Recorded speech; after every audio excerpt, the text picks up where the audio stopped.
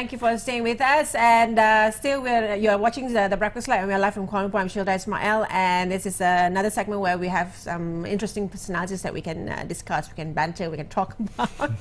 All right, here we have Jason Grunstra. He's a seasoned traveler. All right, he's going to give some tips and trade on how to travel light, and some advice on you guys who wish to have to travel or to explore another parts of the world. All right, first of all, tell us about yourself. Well, my name is Jason. I'm 34 and I've been traveling the world since 2008. Okay. I've got a couple startup companies that I run from all over the world. So I bring my laptop and set up shop wherever I can find wireless internet, at a hotel, a hostel, a friend's house, anything like that, a cafe, a Starbucks. And I'll get a couple hours work done, and then I'll go sightsee, and maybe at night a couple more hours. So why do you decide to be a traveler? I mean, wow, how did they come up with that idea? Well, I've always been a bit of an entrepreneur and kind of wanted to do my own thing. And I've always felt that I could work for myself a lot more efficiently than for other people, just because I'd have more passion if it was my business and it's kind of my baby, and I'd treat it a lot better. So I've always I've had a few companies that I've started up, and the last couple have been pretty successful. So it's given me the freedom to really travel the world. Okay, tell us about all the countries that you've visited. Okay, it's a long list. How many? I'll try to go in order. So Canada, Mexico, England, Ireland, Scotland, Sweden, Norway, Spain, Greece, Egypt, Czech Republic, Hungary, Austria, Germany, China, Japan, Thailand, Vietnam, Cambodia, Malaysia, Australia, New Zealand, Samoa, Chile, Argentina, Brazil, Peru. I think, Costa Rica and Panama. You missed out Singapore. I have been to Singapore, too. You've been to Singapore. You've been to Singapore. Okay. Based on the list of the countries, which are the most memorable? I really enjoy Japan a lot. Oh, okay. I like the efficiency of the public transportation. The people there are very friendly. Food is great. It's such a unique culture. It's unlike anything else on the planet I've ever seen. I like the Latin American countries a lot. Vietnam was great.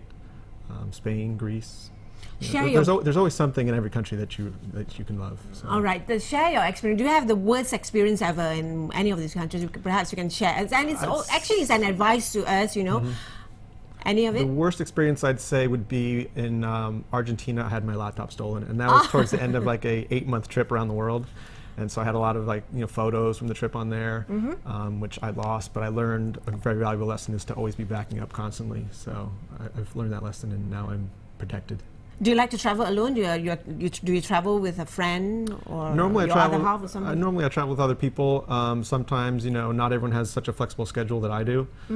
So I can't be in any one place for too long, or I get antsy, and so I just have to go. And if people can't come with me, that's fine. I'll go by myself and just meet new people in that city that I go to. So when you travel, what do you do? What do you do? You're sightseeing, besides that, like... Yeah, I like to obviously try foods in the new countries, meet people from that area.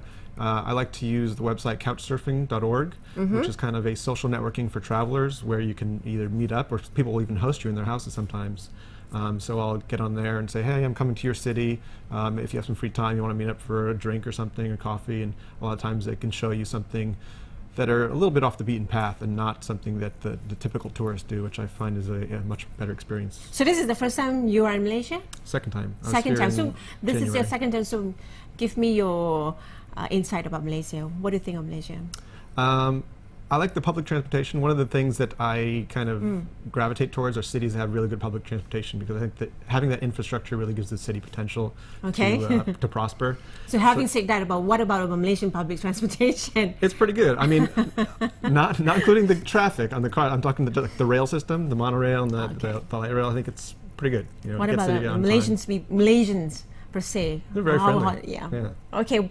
Any tips on traveling? And budget traveling? I understand that you're a seasoned traveler and you have limited wardrobe. Like you'll be wearing this in the morning. I've worn this in probably 30 countries.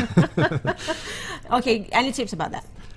Yeah. Travel light. Pack light. I bring one suitcase, not even a suitcase, just a big backpack, and for my clothes, and one backpack for my laptop, because I have to travel with my electronics, because I work for myself. But the less you can pack, the better. I mean, you can always buy something in another country if you need to. If you run out of a toothbrush or a shirt, or you need the pants or some shoes, you can always buy it somewhere else. Yeah. And it's a lot easier, if you don't need it, to not have to carry it around with you. So, all right. So how do you fund your trip? Out of curiosity, you know. Well, I've got a couple of businesses, like I said. One is called jamcloud.com, which is a social music application where people can kind of get together and play YouTube videos for each other. And you can rate them, and it's a great way to discover new music and new videos. I've got another website, myfreeimplants.com, which is a social funding website for cosmetic surgery. Okay.